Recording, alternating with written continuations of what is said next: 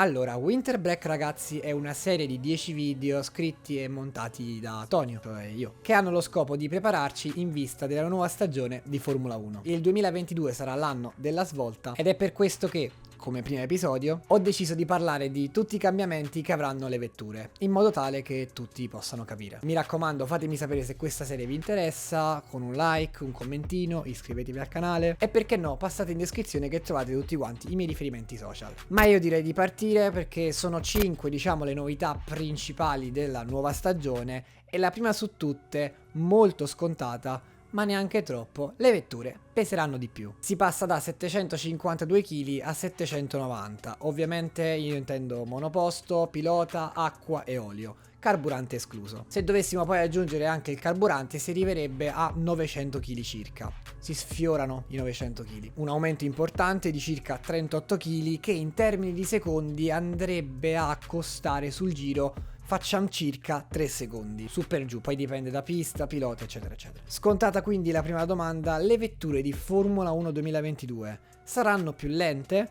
Non è detto. Non c'è motivo di entrare nei tecnicismi, semplicemente farò un paragone con le vetture di 10 anni fa, che di certo non sono lente, però pesano circa 100 kg meno e le vetture del 2010 rispetto a quelle di oggi sono certamente più lente, quindi non è detto. Punto numero 2. Abbiamo delle nuove gomme. Anche questa è una novità molto diffusa, ma cosa cambia, cosa succede, che significa? Le gomme della stagione 2021 erano grandi circa 13 pollici.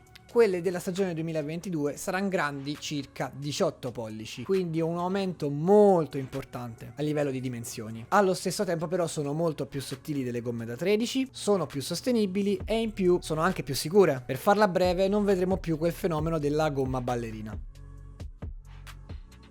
E inoltre avremo l'introduzione del copriruota. Per chi segue la Formula 1 già da un pochino sa che questa era una novità già presente 10 anni fa, poi bandita, quindi è una reintroduzione di quest'ultima, e con il copriruota avremo una maggior deportanza. Con il termine deportanza intendiamo la forza che spinge la vettura verso il basso. Tante novità che vedremo in questo video vertono sulla deportanza, quindi è importante che teniamo a mente la definizione. Ok, belle le gomme da 18 pollici, le reputo molto più attraenti, molto più fighe, poi sono più grandi, mi piacciono, ma cosa cambia a livello di succo?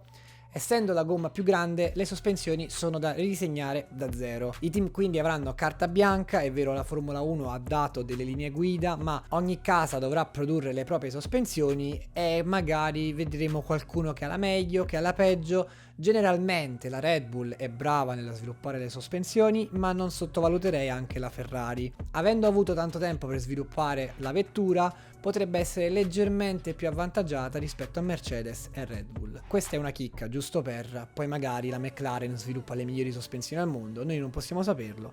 Rimaniamo con il fatto che le prime due novità sono il peso è aumentato e le gomme sono diverse. Il terzo punto invece prende in considerazione ala anteriore e ala posteriore. Queste ultime sono state ridisegnate da zero, tutto molto più semplice, più semplificato, è un addio ai dettagli. Il compito di quest'ultime è quello di convogliare l'aria verso il basso senza generare vortici e creando una deportanza costante. Ovviamente la semplificazione di questi ultimi due pezzi crea dei problemi perché si va a perdere di carico aerodinamico, che però andiamo a trovare in un altro modo, attraverso la reintroduzione dell'effetto suolo. Quindi il carico viene affidato al fondo della vettura. In che modo, mi direte voi? Attraverso i canali Venturi. Cosa sono però i canali Venturi? L'effetto Venturi ne parlano tutti, ma che cos'è? Semplicemente si intende con effetto Venturi quel fenomeno per cui la pressione dell'aria aumenta con il diminuire della velocità. Immaginate quindi l'aria che passa sotto la vettura, vi sarà una maggiore pressione di quest'ultima quando andrà più lenta da monoposto, minore pressione quando andrà più veloce. Cosa implica ciò? Che avremo delle vetture molto più veloci nelle curve veloci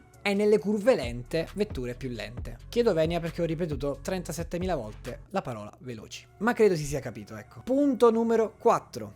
Telaio e sicurezza. Ragazzi, le nuove vetture 2022 saranno molto più resistenti, infatti il telaio dovrà essere in grado di assorbire circa il 48% dell'impatto 18% nell'ala anteriore e circa il 15% nell'ala posteriore. Standard molto più alti rispetto a quello a cui siamo abituati. E lo stesso vale anche ovviamente nell'ambito della compressione di queste ultime parti. Ultimo punto, ci saranno tantissimi sorpassi, perché tutte le novità introdotte vertono sul creare tanta deportanza, generare meno aria sporca, in modo tale da favorire il gioco della scia, che nel 2021 era molto limitata. Infatti, se nel 2021 stare dietro un pilota a una distanza di circa 20 metri significa perdere il 35% di deportanza, ossia quella forza che ti fa rimanere incollato al terreno, nel 2022 si perderà circa il 4%, andando a incentivare molto di più il sorpasso in scia. Svantaggio che a 10 metri di distanza tra la vettura davanti e la vettura dietro è più importante, ma mai come nel 2021. Infatti a questa distanza con le vetture dello scorso anno si va a perdere circa il 47% di deportanza contro i 18 attuali. Molto meglio quindi anche per quanto riguarda lo spettacolo, per i sorpassi sarà molto più divertente, molto più movimentata la situazione. La domanda che però lascio a voi come spunto di riflessione nei commenti è: tutte queste migliorie che vertono nell'aumentare lo spettacolo, nell'aumentare i sorpassi, nel rendere il tutto più vivo, non va a creare più situazioni pericolose? Il regolamento precedente, soprattutto prendendo in considerazione Hamilton e Verstappen,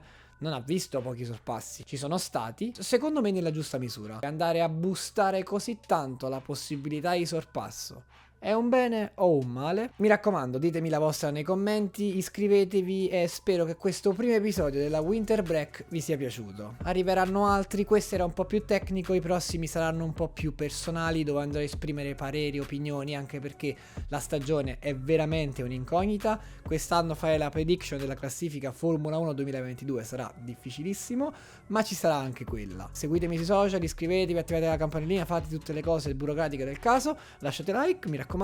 Da Tony è tutto, passo e chiudo.